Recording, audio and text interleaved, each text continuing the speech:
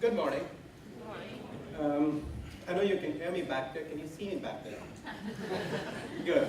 So that's typically the challenge that I have. And every time I don't tell people to put some sort of a podium, it becomes very difficult to see the faces at the back, awed by my exuberance.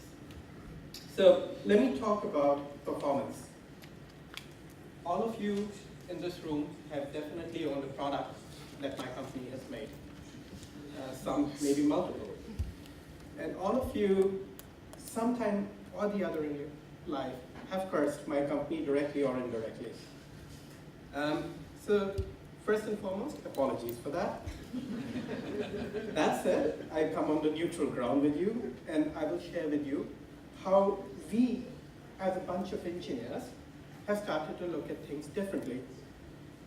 Now, you've got to give us credit that we are a bunch of guys who talk in ones and zeros, and lots and lots and lots of them. And if things are not black or white, it becomes extremely difficult for us to say what's gray. So a couple of years ago, we started to think about how is our product actually engaging with the customer. And don't laugh, but it's serious. We actually said, how does our customer perform, and how do we emotionalize that performance? What is it when the customer is using our product, they feel that they are in the zone, they're in the flow, they are behaving in a way that optimizes their performance, not our product's performance, their performance. And the whole conversation that we need to have with our customers is how does our product enable their performance, not how great the performance of our product is. So that was pretty much taking the whole philosophy of a company and turning it on its head. We came from speeds and feeds, bigger, faster, better processors. We talked about that for the last 25 years, and every 18 months we made you buy a new one. You still do that with smartphones and tablets. But that's fundamentally because you're trying to get to the level of performance where you believe you're in your zone. So let me talk a little bit more about that. You had some formatting issues, but never mind. It was a really pretty slide, so go with that. We started to talk to people across the planet, and we did it in a phased manner. However, we didn't go with a scripted conversation. We actually had psychologists talk to people on couches, taking them back to when they started using our products. We did that first in the US, then we did interviews internationally. We went to Brazil, Germany, China, and all the exotic places. Unfortunately, I didn't get to travel. And then we did further deep dive for emerging markets. So there were people who've used our products for many years, and they had certain perceptions, they had certain flows. And then we tried to figure out people who were beginning to embrace new technology, what did it mean for them? It was done in a way that was unintrusive. We actually made sure that we didn't go with a scripted questionnaire. And we just had conversations and then tried to extract the value that we were seeking and more about human behavior and what they are expecting and what they believe would help them succeed in life. And then see where our product and our technology fit in. So, two parts to this. The first part was, what is the insights about human performance? How do human beings evaluate their performance? And what does it mean when they talk about computer performance? And those are two very, very different things. The first one is the drive to perform. How do people fundamentally believe is their drive to perform? And what's that Zen-like performance when you get into, what's that transcendent performance when you get into it, that you're walking with your iPhone or your handset and you're not caring about who is in front of you and you're probably walking through a puddle of water. That's when you're in your Zen, in your flow. How do people get to that? The second part is, does speed matter? And does it actually manipulate time? How many people have had that experience that you're dropping in for a 9 a.m. call, just gotten off your car, trying to start your PC to get that bridge number, and it's taking forever to get on? That's when those 3 minutes sound the longest. It's just 3 minutes, but it feels the longest. And how does computing open your world to a new potential? So yeah, we know that, but how do we start to emotionalize that performance? So, 2 parts. Let me take the first part, human performance. So, when you talk to everyone about performance, it kind of boils down to this, and these are fairly generic statements. You won't see anything aha. But the more important thing is, this made us realize how we need to talk to our customers and what are things that are important to the people who use our products. And our product should fit into their life rather than the other way around. So, human performance is the process of organizing chaos into order. We do that in different ways. We learn that it's a journey we go through, and the more we perform, the better we get at it. That was a major insight, and people talked about it. People said, when I started using Excel, it helped me get over a few things which I would take months to do. And as I got better at it, my life became better. That was performance for them. I could save time, I could go back home early. That's what mattered to me. It didn't matter if it had a Core i3 or a Core i5 or a Core i7 processor. It's that which mattered to me.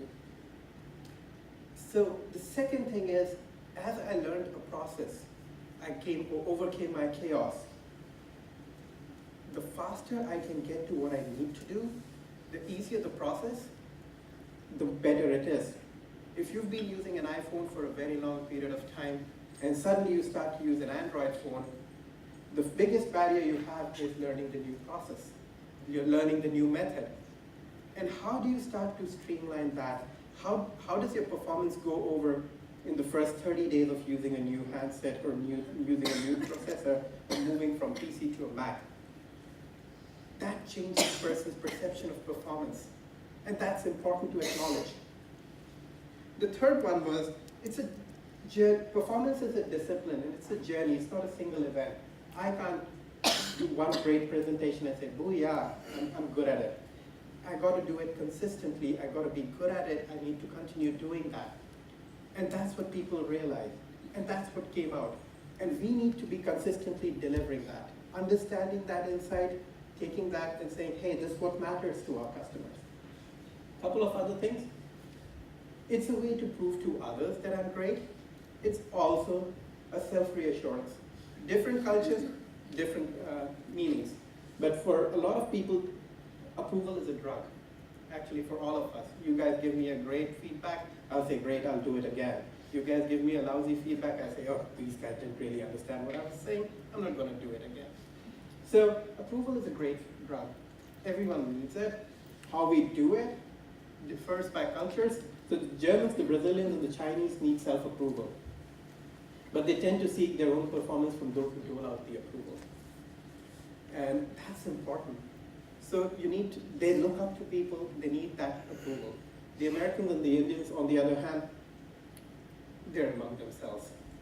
The results are good performance seeking, the transition of their identity. So Americans like to be on the personal edge. This is the best I can do.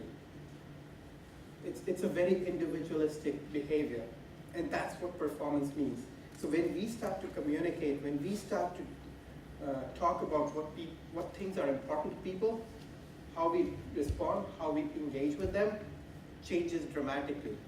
No more conversation about this processor does this job 3x faster. We need to take it to a different level of conversation.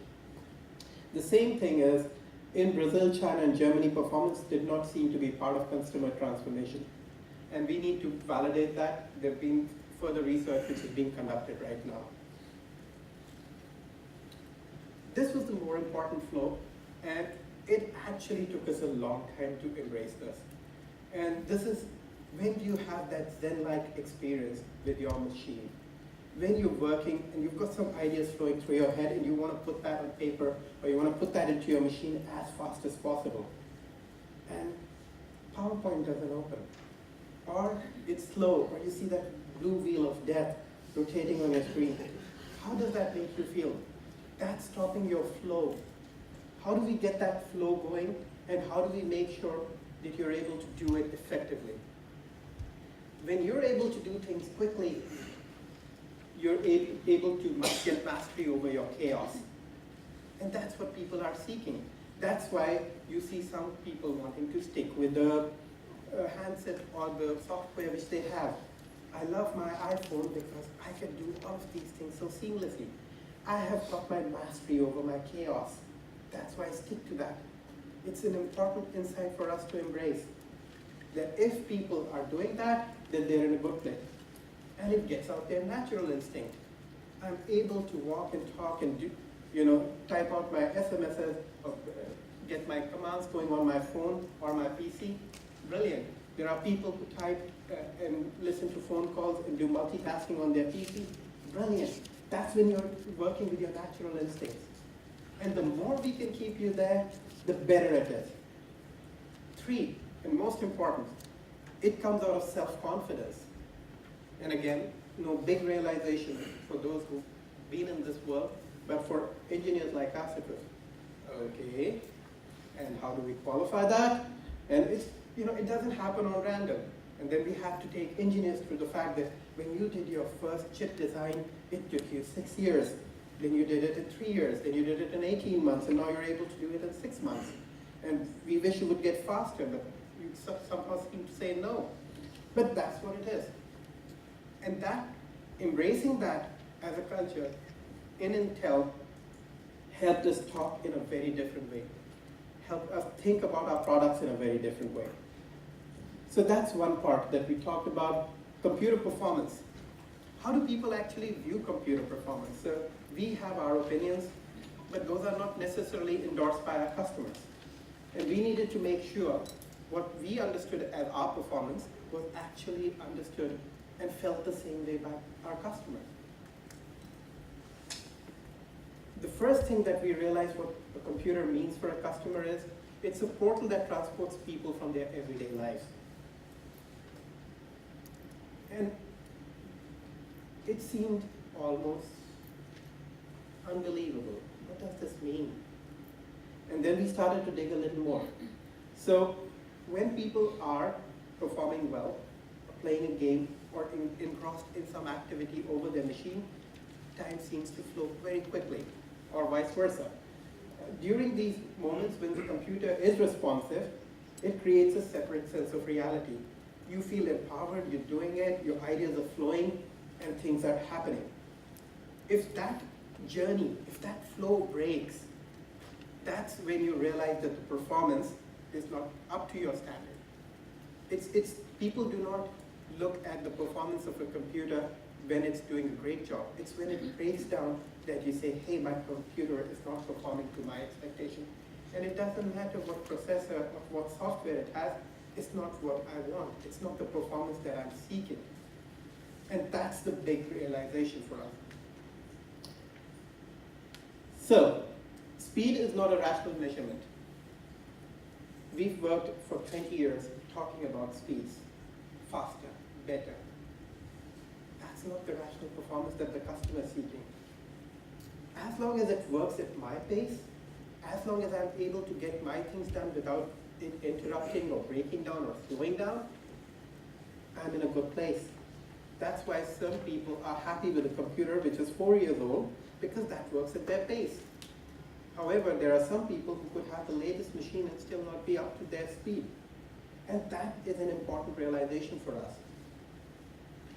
Flow, when interrupted, the illusion of time disappears instantly. 3 minutes before the phone call, you're trying to get a presentation out, it doesn't go through your email, and we're there. So I'm going to skip this one for a second. Let me close it here. So human performance is the process of organizing chaos into order. How can I do an activity seamlessly? What's the process that I need to send an email out? What's the process that I need to stick something and mail it out? As I learn to do these things, I get over chaos. Everyone has shortcuts which they have developed in their everyday lives to perform their jobs faster. Performance is measured in how quickly I can get my everyday jobs done. That's what people look at when they're talking about organizing chaos. Participating in specific rituals of preparation provide instructions for how to tame chaos. I know that I have to take an attachment, put it in my email, send it out to 5 people, keep it in my outbox, and then repeat every day. And I know that's a process I follow, and it works for me. The drive to perform one's best is ultimately to receive approval from others. I need to demonstrate I'm successful. That's why the whole social media springs up. It's seeking approval from others. And this computing device is one great format and one great enabler for that. We are all seeking approval at different levels, and if we are able to do that effectively, that's when your device and you become one. That's why you see the word of the year being selfies. These are pictures you take of yourself and upload. But that's when you and your device are becoming one. That's when that performance starts to matter. And if we can't get to that level, there won't be the love between your product and its customer. And these are, trust me, extremely soft words to be talking in a company that is engineering centric. So when you say love, most of us are going, okay, I'm going to get another lecture. But that's awesome. When you're able to say, hey, there is this whole qualitative approach and insights that we need to take about our products, and that's how we need to look at it. Because guess what? The people who are buying a product are consumers too. And being in the flow is what we aspire for. If you're not in the flow, if you're not in the zone, if you're not performing to your optimal, anything you have is not performing to your standard. And that's the most important standard. It's not the standard that we set, it's not the standard that Microsoft sets, it's not the standard that any other PC company sets. It's the standard that you set that we have to match each and every time. So that was the big realization we came to. Something which was different in Asia was individual behavior was seen bigger in Brazil and United States and Germany. It wasn't seen that in India and China, so Indians and Chinese tend to behave similarly. Less societal, less working together, more working together, whereas the individualistic patterns were seen more. It's me, I need to be performing, and that's what we saw in Brazil, United States, and Germany. That again helps us do a couple of things. Communicate more effectively in these markets, but also they start to demonstrate how our products can help you succeed in whatever your aspiration in your markets are. Thank you for such a lovely presentation. It's good to know that you're in touch with your consumers and their emotions. I just want to know if you can give an example of how this learning has changed the way you provide solutions now to your consumers, or what has the journey been? I mean, as you said, it's consumer behavior and you're taking it to engineers who really don't understand it. So if you can provide some example of that. Okay, great question. So, how are we embracing these insights at multiple levels? The first and foremost was making sure that internally we started to identify what are the things that help you stay in the flow or in the zone. A simple thing was a computer 3 years ago, or if you have a computer which is 3 years old, it takes roughly 5 minutes to boot. If you have a relatively new computer, it takes about a minute to boot or less. So faster boot time was one of the outcomes that we went after. Your ability to keep your computer linked to the internet without it sipping gas or power is the second insight that came out. So you have larger battery lives. The latest set of computers that if you were to pick up, the battery can last you almost a day. That's longer than what most of your smartphones do. And on standby, it can last 14 days. So you can actually make a business trip without lugging along a power adapter. Being able to use touch was another thing which a lot of people came back with. So we started to work on that. Reducing the weight so that when I'm lugging in at the airport, walking across, I need to carry something lighter. That was something else we went and did that. So if you see over the last 15 years, 18 years, we had lesser changes than what you would have seen in the last year and a half. We now have computers which are 2-in-1s, so you can pull it apart and it becomes a tablet. You put them together and it becomes a laptop. It can work with Android, it can work with Windows, because people use dual platforms now. The life's changing. So these are things which we started to embrace, because these are the realities that you, as our customer, face on a daily basis. And these are things which we haven't done in the past, but we're very quickly beginning to embrace based on that. The second part is communication. We communicate differently. You'll see a lot less communication coming out of Intel talking about our processor. We'll talk about how it makes you feel. You see our communication, it'll be more about people and human and emotions. It won't be about what it does for you, it's what you do with it. My question is very, very simple. I appreciate the fact that you're trying to understand the emotions of consumers and in some way trying to enhance their performance. But do consumers see Intel as being the conduit for this, or ultimately do you have some results, or do they ultimately respect you more or understand that it's Intel which is really helping me to enhance my performance, or is it just the PC or the mobile device itself? So has that transition happened? So I'll answer that question in 3 parts. The first part is, it's more important for us that we do things right by customer. The acknowledgement may come back to us or go to the OEM partner. That's secondary. But it's important that we do right by customer. To a certain degree, we feel that attribution does come back to us. If the market stays the same or grows, we see that play out well for us, so our revenue starts to show that. And thirdly, we still continue to stay the 9th brand on Interbrand studies. So people do understand to a high degree that there is something called a processor inside a computer. It typically drives the computer at different levels of sophistication. So my mother would think that her son works in that company and it drives a computer, so he must be in a good place, all the way to guys who would be able to have conversations which are deep and meaningful about how a processor works. But everyone gets the fact that there's a company called Intel and it's into computing. What part of computing? All of them may not get, but there is that very physical association. You're the guys who are in the computer. We, by the way, changing our tagline to say "look inside," which will then further reinforce that people should check what they're buying and make sure that they're getting what's the best for their money. To understand what the end customer is, to be able to enable the customers who may not know what actually they should ask for from you. Because so many companies have looked to you for leadership and have copied your style of reaching out and investing in customer experience, what do you guys do to keep ahead?